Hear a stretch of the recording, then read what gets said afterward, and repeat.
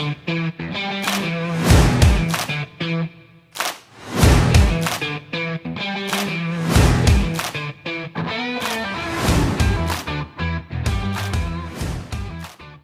muda a realidade da saúde ocular daquela região. Quando a gente formava as pessoas, eu conversava muito com o Daniel tinha o maior orgulho disso. Ele dizia, aquele fellow que saiu daqui, terminou retina cirúrgica comigo, terminou retina clínica comigo, ele comprou um vitreógrafo, ele comprou um laser, ele está em cidade X, realizando procedimentos. Ele está mudando o perfil da saúde ocular daquela região. Então a gente já está formando gente que está mudando a realidade de várias regiões do Nordeste, né? Então isso é muito gratificante. Eu apresentei um trabalho no Congresso Brasileiro de Catarata e Cirurgia Refrativa, e foi um trabalho que para mim, não que eu finalizasse a minha carreira do ponto de vista de pesquisa, mas foi o que eu senti realmente mais prazer e vou continuar trabalhando o resto da minha vida, e foi uma equação matemática para a biometria, que se chama de fórmula de Lucena. Então recebi o prêmio da pesquisa do país, no Congresso de Catarata e Cirurgia Refrativa. A fórmula, no ano seguinte, eu já fiz uma derivação para pacientes submetidos à cirurgia refrativa laser para miopia e metropia, e no ano seguinte eu fiz uma para esclerotomia radial. Então é uma fórmula que hoje está disponível no site da Sociedade Brasileira de Catarata e Cirurgia Refrativa, no site da Escola Cearense de Oftalmologia. É uma fórmula que eu trabalho todo dia com ela, aprimorando, melhorando, e hoje ela é disponível no mundo inteiro. Então, eu acredito que eu vou passar a minha vida inteira trabalhando com biometria, né, que é a parte de pesquisa realmente que eu resolvi abraçar, e foi uma das grandes alegrias da minha vida como pesquisador. Fala pessoal, tudo bem? Meu nome é Vitor, estou aqui à frente dos podcasts do Office Lessons, e realmente a gente quer trazer pessoas que inspiram a nossa geração e que servem de exemplo para a gente.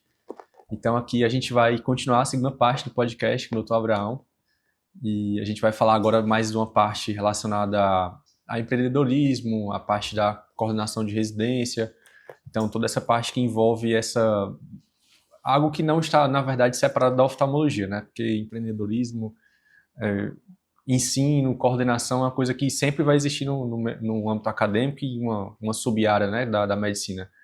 Então, eu queria começar aqui, agradecer o convite novamente, e por esse tempo que a gente ainda está aqui, o Dr. Abraão está aqui bem solícito a conversar sobre essas coisas com a gente. E eu queria iniciar a pergunta, como é que foi, Dr. Abraão, o seu início na residência? Como é que foi, de onde veio a ideia, como é que surgiu essa inspiração para montar um serviço de residência?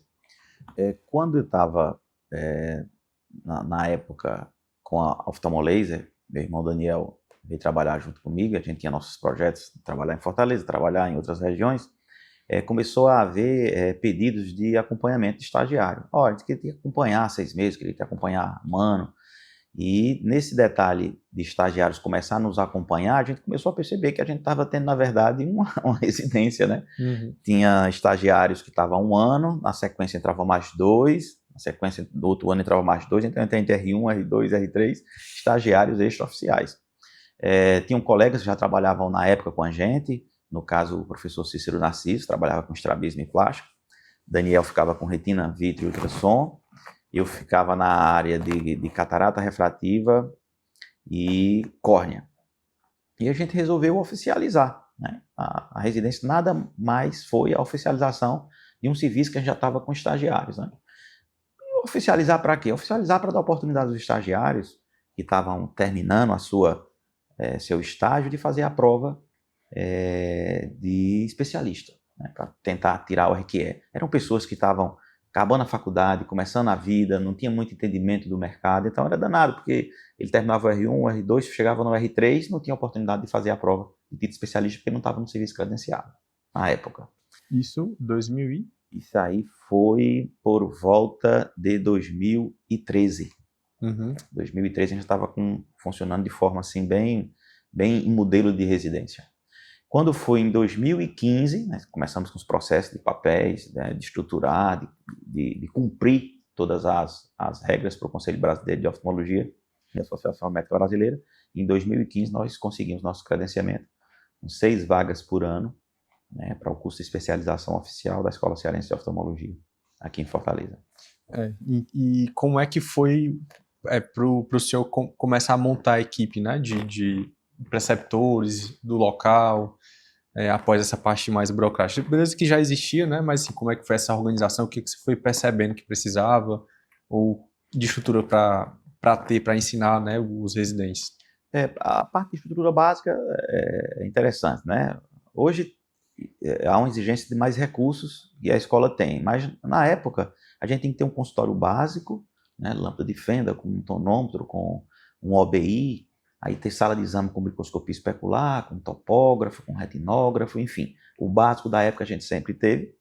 Os residentes, na época estagiários, que conseguiam à frente fazer uma pós, direcionar, geralmente boa parte da Escola Cearense de Oftalmologia, eu quero dizer 70%, 80% é USP, então eles conseguiram ir para a USP fazer fellow, ou mesmo fazer um mestrado ou um doutorado, geralmente por afinidade, por aproximação, retornavam para a escola, e a gente começou aos poucos formar o departamento, formar alguns departamentos e tornar alguns departamentos já existentes mais fortes.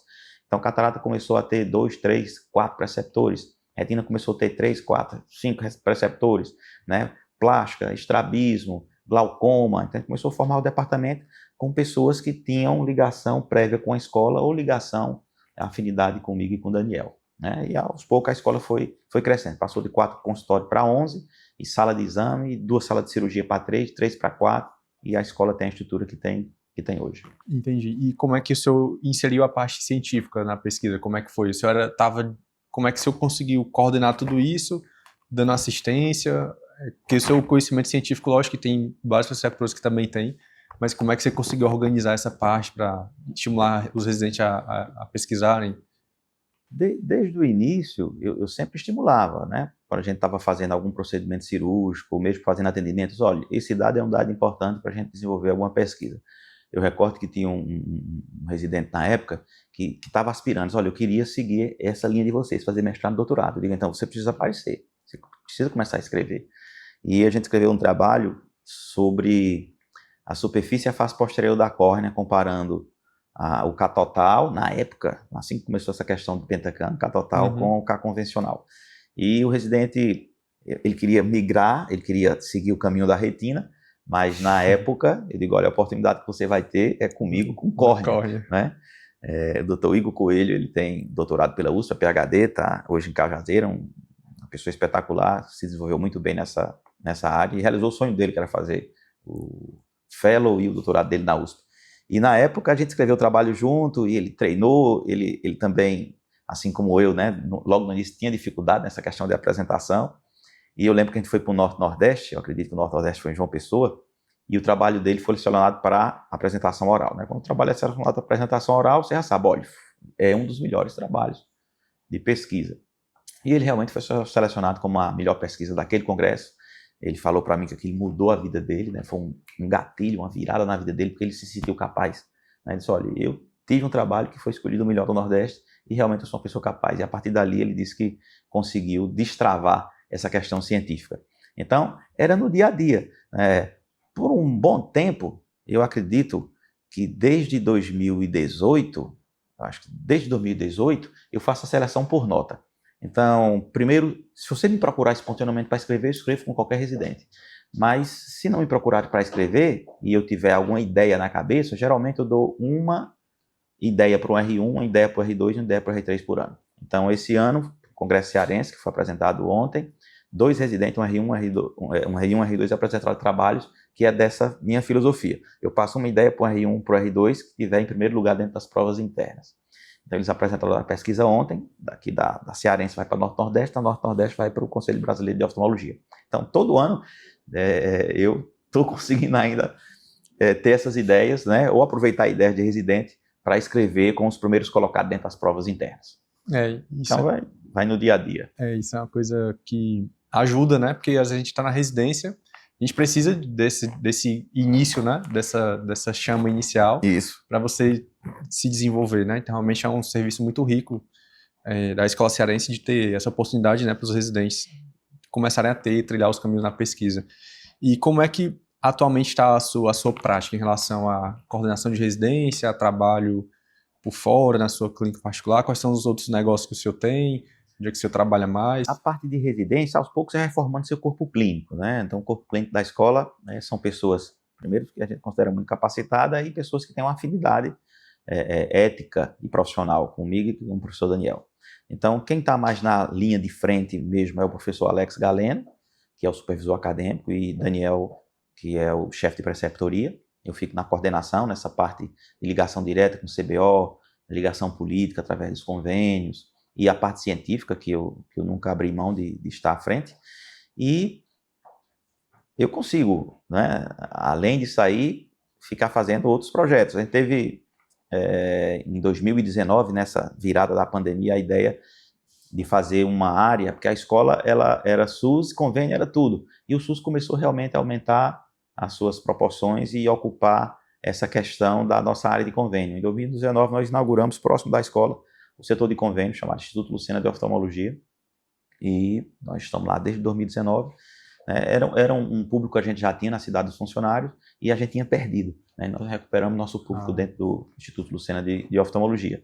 E antes de 2019, eu acredito que em 2013, 2014, nós abrimos uma clínica, eu, Daniel, mais 5 sócios, depois nós ampliamos para 10 sócios, no Complexo São Mateus, que é o núcleo de oftalmologia. Esse direcionado só para o setor A de Fortaleza. Então, nós já estamos lá já há esse tempo, 2012, 2013, o Instituto desde 2019 na cidade dos funcionários e a escola funcionando puramente para residência. Olha aqui para mim rapidinho. Além da oportunidade de você desfrutar e aprender um pouco com essa conversa, quero te dizer que a gente tem planos de banco de questões para a Prova Nacional da Oftalmologia. Nós somos uma empresa focada no ensino da oftalmologia, então atualmente temos um software de questões que fornece o acesso mensal, semestral e anual de questões comentadas para a prova. As questões são bem comentadas, com imagens, com vídeos. Temos também um planejamento para aulas para o próximo ano. Nosso software também está montado com inteligência artificial para você tirar dúvidas 24 horas por dia, 7 dias na semana. Então, temos muitas opções de planos e muito a oferecer ao ensino da oftalmologia para você. Confere através do QR Code desse vídeo e no link da descrição para saber sobre os nossos planos. E como é que é a sua rotina, Dr. Abraão, na semana? O que é que o senhor faz? Entre residência, entre cirurgia, entre atendimento, entre pesquisa, como é que dá um panorama geral da sua rotina? Na escola eu estou toda quarta-feira e às vezes segunda-feira de manhã. Quase toda segunda-feira de manhã e quarta-feira eu estou pela escola. A parte de pesquisa, sempre que surge ideia, você pode hoje, através dos recursos que você tem de computação, fazer pesquisa e escrever e ter acesso na mão a qualquer momento. Então, a todo momento que eu tenho ideia, eu estou escrevendo, a todo momento que eu tenho a oportunidade de evoluir em alguma parte de pesquisa, eu estou fazendo a qualquer momento. A parte administrativa, você com o tempo também, da mesma maneira, na parte de ensino você vai agregando colegas, na parte administrativa você vai agregando pessoas. Então, tem pessoas que me ajudam muito nessa parte administrativa, tanto da escola como das outras instituições, e o fato de eu ter esse suporte vai me liberando para eu correr atrás de coisas que eu considero mais importantes. Agora, recentemente, em dezembro, nós finalizamos um Instituto Lucena na cidade de Caucaia.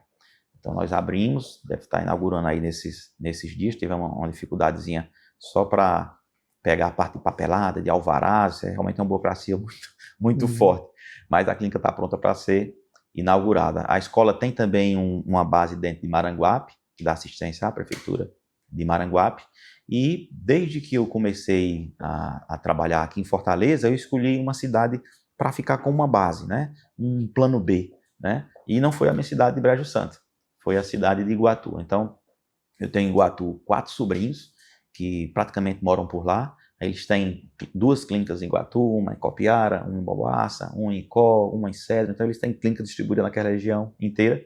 E nós trabalhamos juntos, eu vou uma vez por mês para lá. Aí tem alguns procedimentos que eu realizo, que eles não realizam. Tem procedimentos que o Daniel realiza, que eles não realizam. A gente trabalha junto nesses projetos. Uma vez por mês a gente passa 3, 4 dias lá fazendo esse projeto. Então o seu cotidiano está sempre bem envolvido, intenso, né? Também bem envolvido. Fica assim, uma rede de contatos assim, muito grande, né? Muito boa. Acho que é justamente isso que a gente faz a gente crescer, né? Exatamente, você não pode parar. A gente está sempre procurando coisas novas, pessoas diferentes, desafios, né? Então, você vai para essas regiões para resolver problemas que, assim, de certa forma, tem uma certa dificuldade. Então, realmente, isso é uma atitude mais, assim, louvável, né? Não é todo mundo que quer, às vezes, sair, se deslocar da sua cidade para ir para o interior, assim, já não...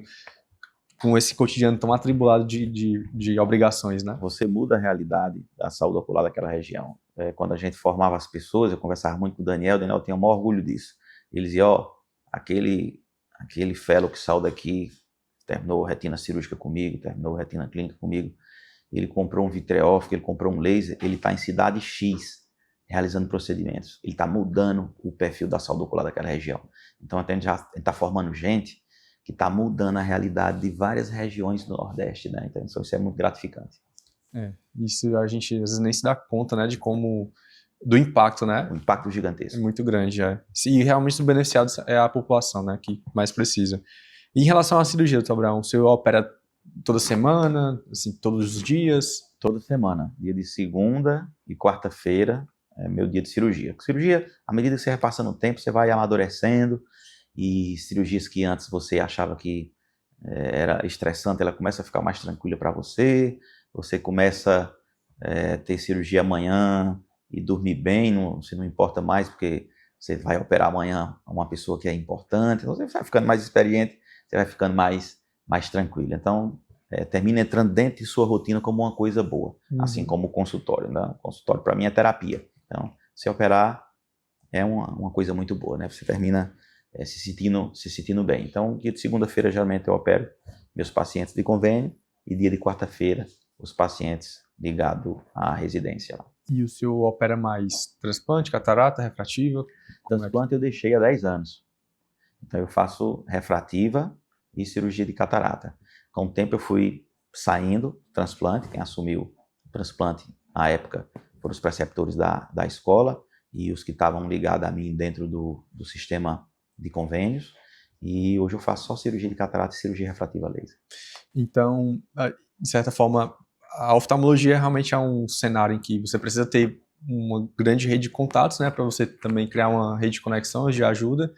E em relação à parte do empreendedorismo, acaba que é inevitável, né? Muitas pessoas que saem, além de você ter que empreender para a própria vida, né? Ter que empreender, às vezes é só comprar uma lâmpada de fenda, você já está empreendendo, você vai atender um paciente, né? Então, quais são os desafios que o oftalmo enfrenta, assim, querer montar um consultório, enfim, alguma sociedade? Quais são as coisas que mais pegam, assim, que você pode destacar? A parte de conseguir montar um serviço sozinho fica difícil porque na última década houve realmente um aumento considerável do preço dos equipamentos, né? Então, eu não vou dizer que é fácil, porque realmente os preços dos equipamentos estão muito caros. Mas não é impossível. Se você não se fixar em ter que ficar desde o início na capital, você termina na fase inicial da sua vida conseguindo ter um ganho maior se você desloca para a cidade de porte médio. A cidade de porte médio, hoje no Ceará, não só no Ceará, mas em boa parte do país, eles têm uma rotatividade muito boa, né? A parte comercial, e gira dinheiro muito bom. Então, se você consegue manter um pé dentro de uma cidade de porte médio, você consegue ter um faturamento maior, uma concorrência menor, logicamente, do que você está inserido na capital. Isso vai dando base para você financeira, para você conseguir, se é seu objetivo ficar na capital, você conseguir montar seu consultório. E existe a possibilidade, né? É aquela coisa, você vai montar seu consultório, você não está com condições no momento de montar, porque você precisa de 100, e você não tem 100, você tem 50, você chama o segundo colega com 50 e monta seu consultório, e vocês vão trabalhar de forma igual. Se você não tem a oportunidade de montar porque você não tem esses 100 e você tem 10, você chama 10 colegas com 10 e você vai montar uma sociedade. O interessante da sociedade é você definir desde o início, no contrato social, a regra do que vai acontecer em termos societários, dentro daquela sociedade, para não ter desconforto futuro, né? Você faz catarata, você convida um sócio de retina, outro de glaucoma, outro de plástico, estrabismo, enfim.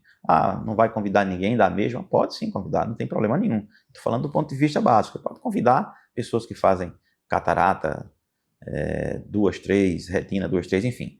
A sociedade ela pode acontecer de várias formas, mas se a ideia sua é realmente ficar na capital e você no momento não tem recurso, é você partir para a questão societária, dando uma atenção especial ao contrato social. Se você não tem recurso, se você tem uma oportunidade de montar um projeto muito bom, você tem a oportunidade de captar recursos com baixos juros em bancos que vão poder te financiar. Então, é até melhor você conseguir você tentar captar dinheiro em bancos do que você ter seu dinheiro aplicado e você retirar para fazer a construção de sua estrutura. Eu tive uma oportunidade de ter acesso ao Banco do Nordeste na época da construção da nossa clínica do São Mateus, e o juro foi tão baixo que realmente foi melhor a gente pegar um empréstimo com o banco do que se descapitalizar para construir a nossa estrutura lá. Então, se você tem a oportunidade de fazer o projeto, tem a oportunidade de apresentar esse projeto a bancos, é bem interessante porque eles dão um prazo muito longo para você pagar e você vai pagar de forma confortável. Muito interessante, Abraão. Queria agradecer. Você tem mais alguma coisa a falar, acrescentar de todas as formas? Então, é isso. A gente continua trabalhando. Agora, em 2023, eu apresentei um trabalho no Congresso Brasileiro de Catarata e Cirurgia Refrativa, e foi um trabalho que para mim, não que eu finalizasse a minha carreira do ponto de vista de pesquisa, mas foi o que eu senti realmente mais prazer e vou continuar trabalhando o resto de minha vida, que foi uma equação matemática para a biometria, que a gente chama de fórmula de Lucena. Então, recebi o prêmio Melhor Pesquisa do país no Congresso de Catarata e Cirurgia Refrativa. A fórmula, no ano seguinte, eu já fiz uma derivação para pacientes submetidos à cirurgia refrativa a laser para miopia e hipermetropia, e no ano seguinte eu fiz uma para ceratotomia radial. Então, é uma fórmula que hoje está disponível no site da Sociedade Brasileira de Catarata e Cirurgia Refrativa, no site da Escola Cearense de Oftalmologia. É uma fórmula que eu trabalho todo dia com ela, aprimorando, melhorando, e hoje ela é disponível para o mundo inteiro. Então, eu acredito que eu vou passar, né, a minha vida inteira trabalhando com biometria, né, que é a parte de pesquisa realmente que eu resolvi abraçar, e foi uma das grandes alegrias da minha vida como pesquisador. Diretamente de Fortaleza, para o mundo, né? De Fortaleza para o mundo.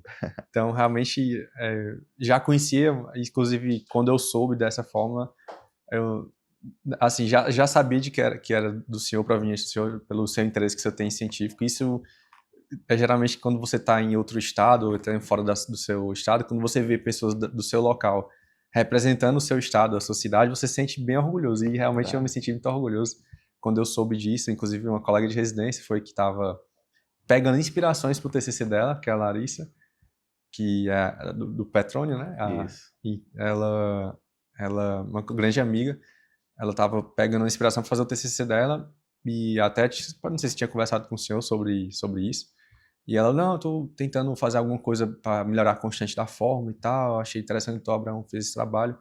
Aí eu, nossa, não acredito, tá, Abraão, sério, forma de Lucena, não que eu não fosse impressão, mas realmente é uma coisa que é de se admirar, né? Biometria é surreal, né? Então é uma coisa que vai mudar muita coisa na cirurgia para melhor, né? Então realmente é uma coisa muito inspiradora. Então eu queria agradecer ao Dr. Abraão mais uma vez. Eu que agradeço. Muito obrigado pelo tempo que você teve. Realmente uma semana atribulada, com certeza você deve ter tido, de congresso, de sociedade cearense. E então eu queria agradecer vocês também pela atenção nesse podcast. E que a gente está sempre produzindo vídeos aqui, então até a próxima, se inscreva no canal. O Dr. Abraão está sempre disponível no Instagram, na Escola Cearense, Núcleo de Oftalmologia, Instituto de Olhos Lucena. Então, onde vocês quiserem encontrar, vai ser fácil, porque ele sempre está envolvido na oftalmologia. Então, grande abraço, pessoal, até a próxima.